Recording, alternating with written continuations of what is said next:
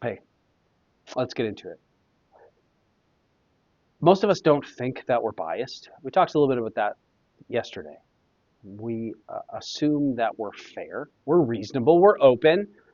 But if you put us in a room where status is obvious, things like wealth, appearance, confidence, smell, sometimes something instinctive can surface. We gravitate, we defer, we make more space. And sometimes we don't even notice we're quietly pushing people to the side. James 2:2-4.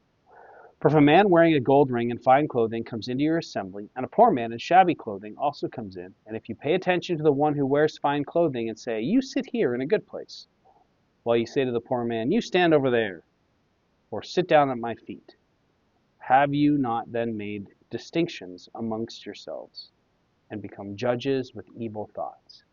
James gives this scenario that's an assembly. Actually, the word here in the Greek is synagogue.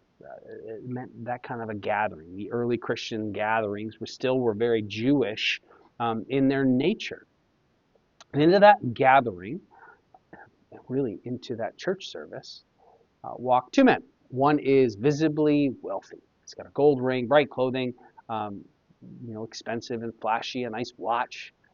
The other is visibly poor. Maybe they haven't showered in a while. They have worn clothes. They have no social leverage. Maybe their heads are hung low and they're quiet. In the ancient world, clothing kind of broadcast your status. It told everyone where you fit in a group. James doesn't accuse them here of saying mean things, being hostile. He's describing something a little subtler about preferential seating, public honor. Visible welcoming for one and sort of minimizing the dignity for the other. It says, have you not then made distinctions amongst yourselves? And that phrase literally means to separate or divide. You've created categories, categories that Jesus didn't create. He says something sharp, that you have become judges with evil thoughts. The issue isn't the logistics, it's the heart underneath. You're making decisions based on an external value system. We talked about that yesterday. Who brings you benefit? Who raises your profile? Who makes you look more impressive if you're around them? And who makes your gathering, your church look stronger? That's how the world thinks.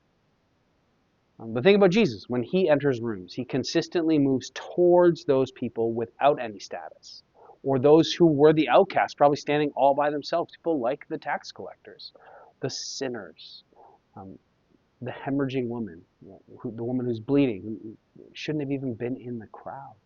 He didn't ignore the powerful, right, like Zacchaeus, but he never measured their worth by their power. James is kind of exposing here how quickly we revert to, what's kind of like a survival instinct, that we assume the well-dressed visitor might actually help me. They might be givers. They might connect us. They might support us and make us feel good about ourselves. And we subtly kind of sideline the one who seems like they're going to cost us. It's not just about social awkwardness. James calls it evil because it contradicts the gospel itself. The cross of Jesus levels the room. In our church, in our circles, our neighborhoods, our work, and daily life, who gets the good seat of your attention? Who gets warmth? Who gets follow-up? Who gets your time? And who is quietly asked just to stand at the edge? It's not about shame. It's just about alignment. And if Jesus is actually shaping us, forming us, our instinct should become to bring dignity and value to everyone, despite what we think they might do for us. Actually, especially for those who give nothing necessarily back, or we think that they'll give nothing back. It's not natural, but that's the way that we become Christ-like. Wherever you find yourself, God goes with you today.